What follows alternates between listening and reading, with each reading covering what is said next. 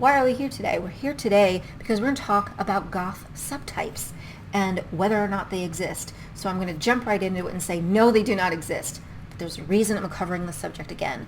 It's a good reason. The reason is our subculture is forever growing, which is an amazing thing. This is not necessarily a bad problem to have. Does it suck having to continuously repeat myself over and over again? I'm sure you've had to do it yourself. Yes. But if the reason is because our subculture is booming and there's more people becoming involved, that means in 10, 20, 30 years time, it means we're still going to be there. And that's not necessarily a bad thing. So what I want to talk about are goth subtypes. What do they mean?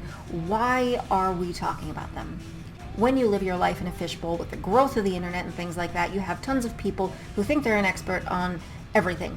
Absolutely everything they see, they think they know it, and they assign their own definition, and for some ungodly reason, they will put themselves on a platform and write an article about it, or do a vlog about it, or just a stupid TikTok, or something that makes absolutely no sense. But then you have the wide-eyed, bushy-tailed baby bats getting hold of this information and saying, oh, that's what I'm supposed to do, or oh, this is true. No, it's not. So I want to talk to you about the origins of subtypes, because it's not something that somebody just completely pulled out of their ass. It is something that actually did exist, but it existed as a joke. Back in the day, and I'm talking early to mid-2000s, if you're a goth, the internet kind of sucked if you were looking for any information regarding the subculture. If you were lucky, you might find a GeoCities or an Angel Fire page for your favorite goth band, goth event, or any sort of information about goth. They were few and far between, and they had clip art that took 20 minutes for your computer to load them. So what we had were a thing called news groups that were kind of introduced around, I want to say, like the mid-90s.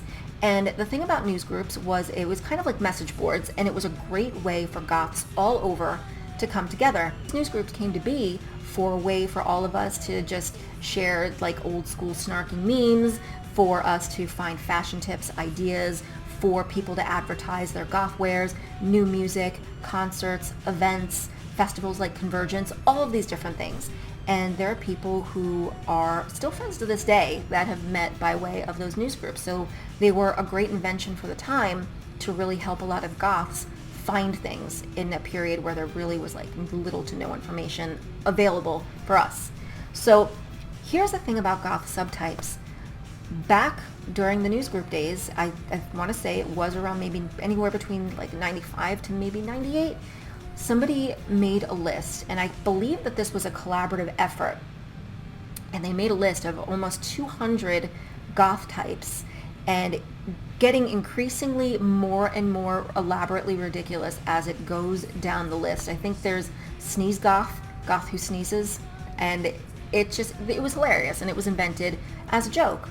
But as it happens through the course of time, when these things sort of go through different incarnations, so as, you know, as the years went on, the thing would resurface and people would get hold of this list, and some people would even draw characters that resembled parts of this. And then it got a little bit more serious as the time went on. So fast forward to today, with the original completely being created as a joke, nowadays people think that the concept of subtypes is an actual thing, that you're not just a goth, you're also a type of goth.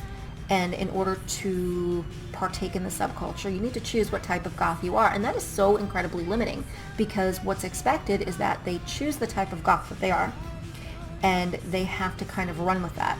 Because with that type of goth comes an attitude and aesthetic, and you cannot deviate from that aesthetic. Can you imagine being married to one aesthetic for the rest of your life? Oh God, would that be boring? So I hope that it comes with much pleasure to know that this is not the case. You wear whatever you want to dress like a traffic cone one day, you do you.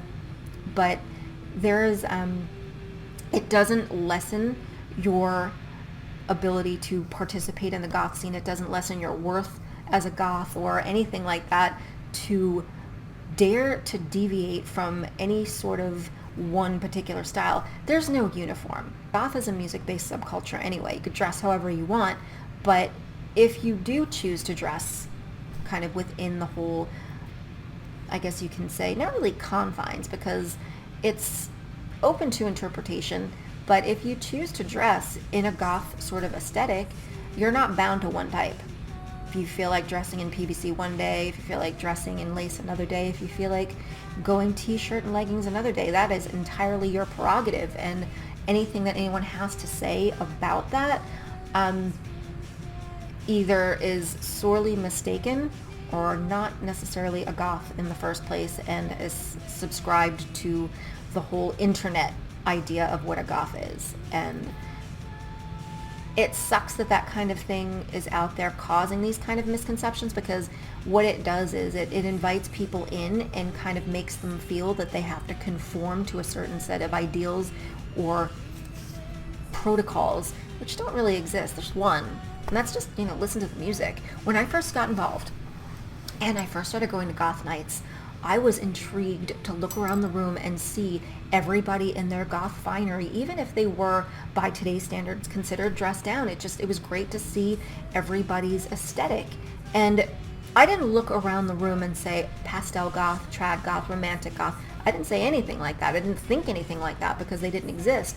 But I never thought at any point looking around the room that I was looking at a different type of goth. I just looked around the room and thought, I am among goths. I never judged anybody by their look, but what I did like was the variation. I like the fact that every week somebody let a different part of themselves shine through. And the interesting part about that is the part of themselves that they allowed to shine through was entirely inspired by the music that they were surrounding themselves in at that particular time. And it was so obvious. And it's a beautiful thing to see. It's like you get to see a person listening to a type of music and really immersing themselves in it and feeling it so much that you can literally see it head to toe. You're like, you've been listening to ethereal. Music is something that brings us all together. It's something deep. It's something personal. It's meaningful. It's cathartic. It's evocative. It's all of these things. And to be able to look at a person and physically see exactly what they've been listening to, it's kind of like looking at a part of their soul. Break it down into just a uniform based on aesthetic and hashtag is doing it a massive disservice and turning into something just cheap and crappy and tacky. I think it's important to kind of live your life without any set of limitations. And if you're part of the subculture, it's because you chose to be here. And if you're here, and you're here because you listen to the music, and there shouldn't be anyone or anything that tells you that, well, I have to do these things. There's pressure when it comes to everything. And you don't feel the pressure any more than you do when you're new. Young or old, the baby bats come in varying ages, and new or old, there always comes that kind of pressure to fit in, and it's not necessary. When it comes to things like subtypes, subgenres, etc., they do exist, but that's with reference to music and music only. So when you are in the goth subculture, you are a goth, regardless of what you're wearing. It doesn't matter. You could dress in any aesthetic that you so desire, as long as you listen to the music. That's really all that matters. But the subgenres, not subtypes, do apply to music, and there are many. Some of the subtypes people try to tout today as being part of the subculture are actually subcultures on their very own. Like one of them is like industrial. That's its very own category in itself. It's an entirely different subculture, entirely different genre of music. Is it adjacent? Yeah, in a lot of ways it is adjacent, because you'll find a lot of goths that listen to industrial music and vice versa. And you would be hard-pressed if you went to a goth club and didn't say, hear at least some industrial music, because we do, and as we always have, combined our nights, because it's how we kept together. It's how we kept things going. We would combine forces, and then we'd share a dance floor, or if we're lucky enough, we would have 2 separate rooms. And that's not to say that, they're not any less of a subculture, but they're definitely not a subtype of goth. If there ever were any, it wouldn't be industrial, it wouldn't be rave, it wouldn't be metal, it wouldn't be any of those things, because that's another thing that I do tend to hear a lot. Because gothic metal has the term gothic in it, they automatically think that metal is also a goth subtype. Metal is a subculture all on its very own, and if you go to a very passionate metalhead and try to tell them that they're a goth, let me know how that goes for you. But these things are not to kind of discourage you or to make you feel at a disadvantage. They're not to make you feel like you don't know anything, because none of us know everything. Nobody knows everything. However, as a baby bat, you know a lot less. And to tell you this is to empower you and make you know more things, because knowing things makes you feel more comfortable in your surroundings and in your own skin. Because if you are a goth, you're listening to the music and you want to be part of the subculture, isn't it better to know more about it? And I know a lot are very sensitive when it comes to things like being given information. They throw out the word, oh, elitist, oh, gatekeeper. Let me tell you something. A gatekeeper is going to give you no information. They're just going to slam that door in your face and say bye-bye. But when it comes to people telling you things, a gatekeeper or an elitist is not going to bombard you with information, because the whole goal of being a gatekeeper is to keep you out. They're trying to push you out of their playground and say, no, this is mine. They're not going to tell you crap, but if they're giving you information, it's because they want you to know. It's because they see that you're into the thing and they want you to be part of it. Nobody likes to hear that they're wrong. And it's kind of it can be a little bit of an embarrassing feeling when you get something wrong and somebody has to correct you. There's always that feeling of kind of embarrassment that comes along with that. It's coming from a good place. I hate to say suck it up, but in the beginning, just suck it up. Just take the information, file it away. It's coming from a good place, because if somebody comes to you and they're just going to tell you flat out that you're wrong and or insult you and provide no information, no correction, that's gatekeeping. That's being an elitist. And that is a person you want to kind of avoid, because they're not very nice.